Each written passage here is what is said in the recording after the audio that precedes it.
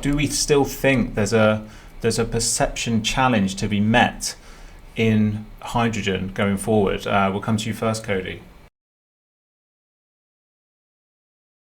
Yeah, there's a lot of perception changes that are taking place, and I'm really excited about how the industry, especially these shows that we go to, these conventions, where people are starting to change the perception. And the key is how to change these perceptions in the eye of the end users. And that's really where I think the media is going to be able to help us out. I think, magazines like yours are doing a great service to the hydrogen economy. But changing the concept of, is hydrogen safe? Well, we know it is. Liquid hydrogen, even safer. If you look at the number of industrial accidents with hydrogen, even though it's been around for decades, is very minimal. So that's another one. And another one is just, can it be done? And Jaco brought that up. I mean, it's not, I don't think it's as much of a chicken and an egg as people think it is. I think as we come up with more production, as Tina's company becomes more, goes out there and starts making more efficient hydrogen, you're going to start needing people with different ways of off taking this and then transporting the hydrogen around. So I think some of those perceptions are being addressed significantly just in the last 6 to 8 months.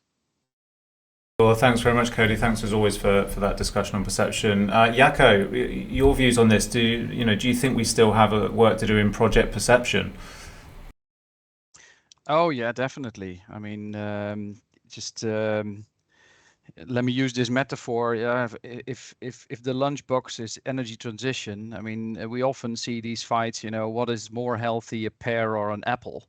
Yeah, and while we should be focusing on the candy bar, yeah, to get that out of the lunchbox.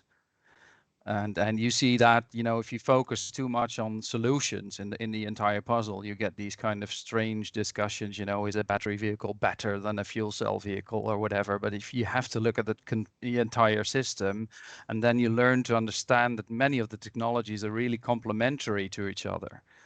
And I think that is a big chunk of work that lies ahead of us if you look at, getting these discussions more multifaceted and get the system thinking approach more in the heads of our policymakers and leaders. Absolutely, thank you. And I unfortunately am always drawn to the candy bar in the lunchbox. I put my hands up. Tina, perhaps just some thoughts from you on perception as you see it as well. Yes, I think more and more people are learning more about, and we see more and more solutions deployed. So people become much more aware that this is a real solution. It's available. It is safe.